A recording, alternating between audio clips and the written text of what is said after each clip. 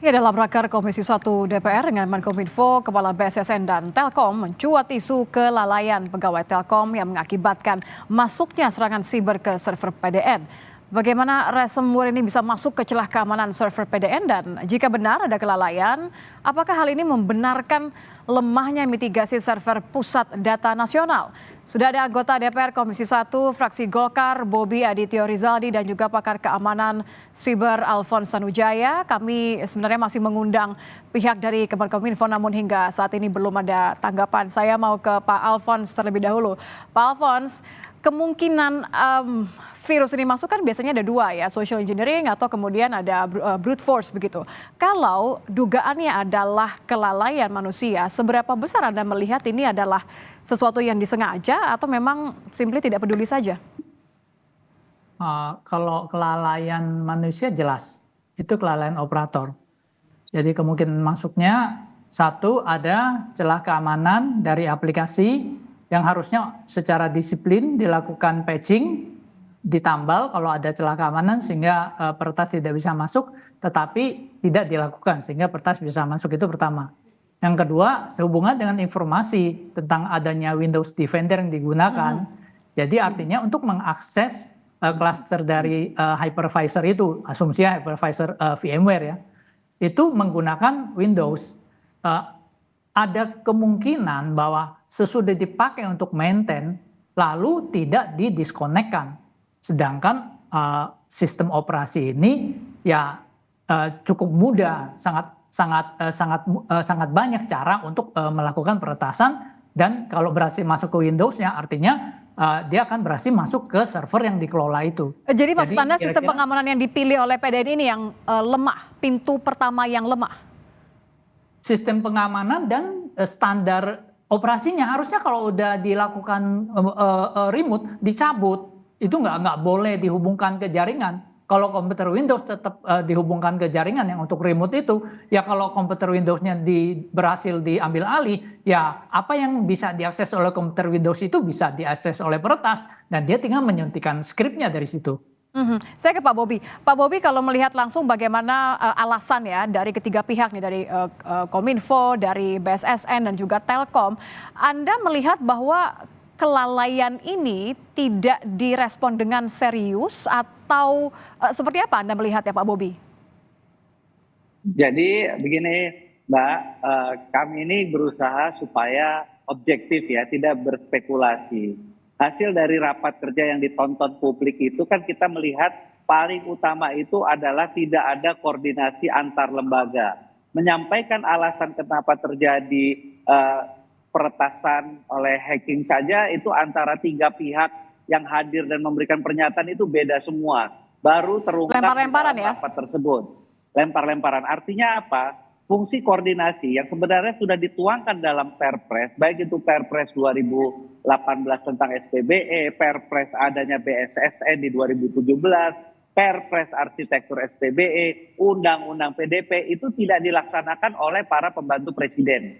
Dan sedangkan BSSN sendiri kita lihat mereka yang diberikan kewenangan tetapi juga tidak dilibatkan. Sehingga kalau namanya kita melihat ya, namanya serangan hacking ini kan adalah kriminal. Kriminal itu ya namanya juga kriminal, pasti namanya musibah lah. Bukannya ada kong kali kong orang dalam. Ini pasti sudah terjadi di luar negeri juga. Di Amerika juga sudah terjadi tapi mampu sampai ditindak dan ditangkap orangnya.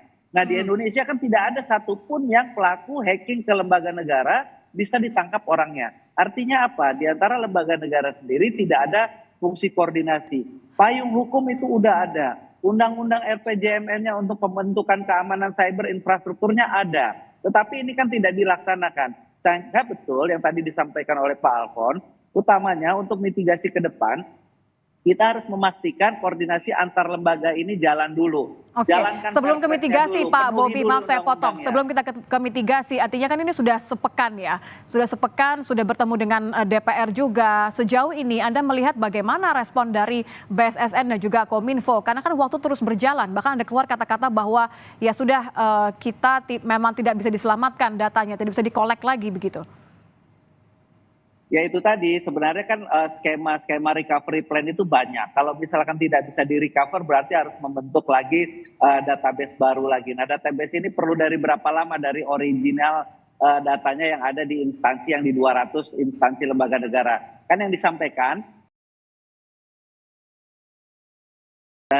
udah capcay lah kita Sudah lihat ya. terlalu Paling rumit utama, begitu ya, carut marut artinya terlalu ya. rumit, dia antara personelnya juga tidak ada koordinasi, dalam rapat aja ngomongnya beda-beda, jadi paling gampang penuhi sajalah perpres-perpres itu, dan juga presiden sebagai orang yang dilapori oleh BSSN melakukan ambil tindakan terhadap para pembantunya Oke, ini. kalau koordinasi masih jadi isu, ada lagi nih isu mengenai bagaimana sebenarnya harus membuat sistem keamanan berlapis. Saya kembali ke Pak Alphonse. Pak Alphonse, dengan uang yang dikatakan 700M ini, apakah memang ini sebenarnya cukup atau berlebih, atau sebenarnya kita punya cara yang lebih efektif untuk membangun satu sistem berlapis? Kalau namanya PDN itu harusnya fokusnya pertama pada keamanan.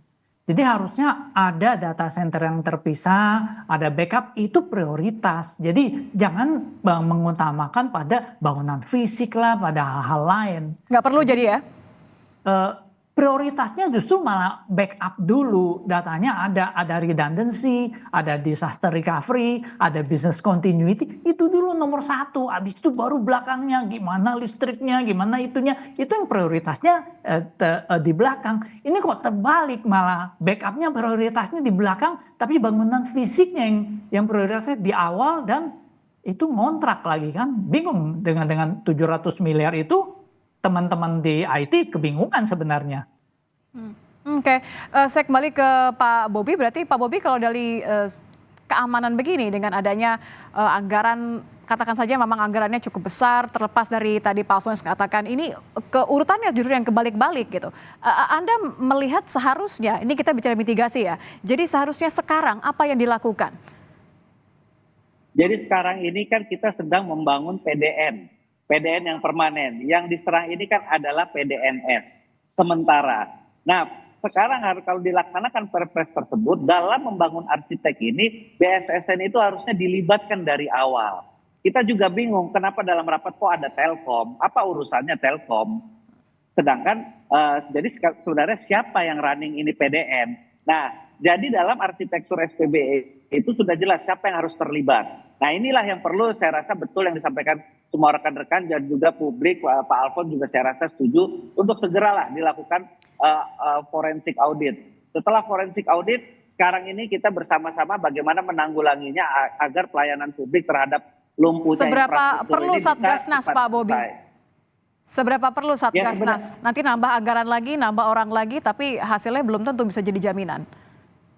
Ya, karena paling utama kan dengan kita melihat pentingnya PDN ini, tapi ternyata PDN itu bukan dimasukkan dalam objek vital nasional. Objek vital nasional itu memang pengamanannya saja berlapis. Ada TNI-nya, ada Polri-nya, ada koordinasi antar lembaganya. Kalau di migas ada SKK migasnya, ada macam-macam. Nah, ini yang paling utama melihat bahwa pentingnya infrastruktur PDN ini yang membuat pelayanan publik sampai ibaratnya kalang kabut. Dan ini sudah menjadi isu nasional, saya rasa ini bisa ditindaklanjuti. Satgas itu, pembentukan Satgas kan bukan berarti keluar uang. Kan itu sudah ada tupoksinya masing-masing, tinggal dikoordinir saja.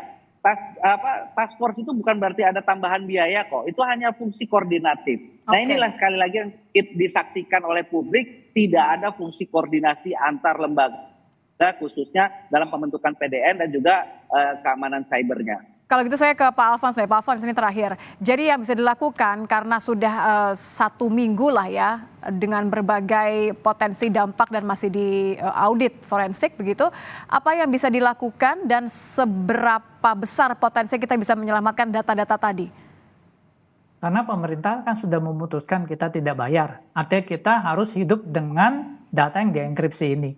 Lalu mau nggak mau kita harus ambil data apa yang bisa kita miliki. Jadi sebelum bergabung ke PDN, setiap lembaga pasti punya data masing-masing di tempatnya. Katakan contoh 1 Januari dia bergabung ke PDN, jadi 1 Januari sampai 20 Juni kemarin data itu yang terenkripsi. Jadi data 1 Januari dan sebelumnya itu ada dan bisa direcover. Itu yang bisa digunakan. Lalu bagaimana dengan 1 Januari sampai 20 Juni itu? Ya PDN secara tidak langsung harus bertanggung jawab, ikut di setiap lembaga, itu hukumannya gitu loh. Gimana caranya lu bertanggung jawab supaya data ini bisa apakah dikumpulkan, apakah kalian harus berpartisipasi atau gimana, ya itu bentuk tanggung jawabnya supaya kita tidak terjadi lagi kemudian hari dan tahu konsekuensinya serius gitu. Ini masih bagus, ini bukan konsekuensi hukum, bukan konsekuensi finansial atau, tetapi ya kamu tetap Tanggung harus jawab saja ya. bertanggung jawab. Ya. Oke, Pak Bobi, berarti terakhir Presiden hingga saat ini memang belum menyatakan apapun ya. Sudah memanggil Menkominfo sebenarnya. Ada desakan juga untuk bertanggung jawab tanda kutip mundur begitu. Apa yang diharapkan oleh masyarakat melalui DPR yang harus dilakukan sekarang supaya tidak lagi kita khawatir data kita rentan sekali nampaknya untuk diretas dan bahkan dijual?